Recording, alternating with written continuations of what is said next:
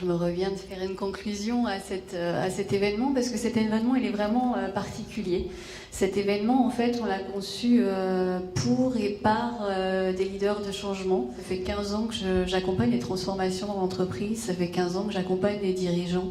Ça fait 15 ans que je les entends dire qu'ils se sentent assez seuls en fait dans ce type de logique-là. Et j'ai eu envie, suite à plusieurs échanges, de créer cet espace. À partir d'aujourd'hui, en fait, il y a une communauté de ces 5 leaders qui se créent. Ça correspond au monde d'aujourd'hui qui bouge. Ce monde qui bouge, en fait, il a vraiment besoin d'un autre type de leader qui, on l'a vu toute la matinée, sait être lui-même, c'est porter des valeurs, mais c'est aussi catalyste, c'est amener le changement. Et ça repose sur quelque chose qui est très fort, qui est de la conviction ou de la conscience qu'on ne peut plus bouger, on ne peut plus faire les choses comme on le faisait hier. Ce sont des change enablers. Les C, c'est en anglais.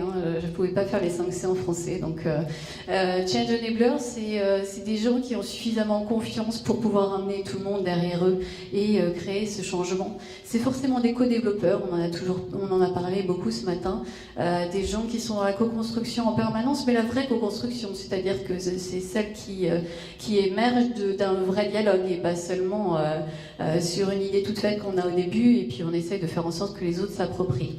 C'est des conflict unlockers parce que tout simplement, à partir du moment où on comprend que la différence de point de vue ou la différence au terme de diversité est une richesse, à ce moment-là, on a le courage de regarder les choses différemment et on a le courage de faire avancer les choses aussi et de proposer des troisièmes voies.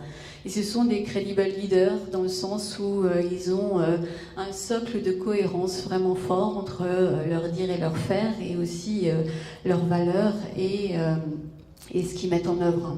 Toute cette matière-là, ça donnera lieu à un livre, mais ça donne surtout un cœur et une âme à cette communauté de ces 5 leaders qu'on est en train de monter. Donc cette communauté, le premier lancement c'était aujourd'hui, et à partir de maintenant, chacun des leaders qui se reconnaît dans ses valeurs pourra s'insérer dans ce mouvement-là. Parce qu'on voit bien qu'à plusieurs, on est plus fort. Et tout à l'heure, en sortant de la table ronde, les 3 témoins disaient « Tiens, ça va donner encore aussi des idées ». C'est vraiment ça, c'est donner à chacun l'espoir, le courage et la confiance pour continuer d'avancer parce que ce monde-là, il se construit par chacun d'entre nous, avec chacun d'entre nous et que plus on a des occasions de vraiment trouver cette réassurance et plus on ira loin. Et puis à côté de cette communauté de leaders responsables, il y a un site ressources, un site support qui sera accessible pour partie à tout le monde parce que l'idée c'est de diffuser des idées plus globalement. C'est d'arriver à faire émerger, comme dans cette conférence aujourd'hui, l'idée que l'intelligence collective c'est juste un incontournable et on ne peut plus faire autrement et maintenant il faut y aller et donc qu'on soit contraint ou qu'on soit en avance, c'est toute une ressource. Et ce site internet, il est conçu vraiment pour être à destination des leaders opérationnels, des personnes qui n'ont pas de temps à perdre et qui veulent l'information très vite.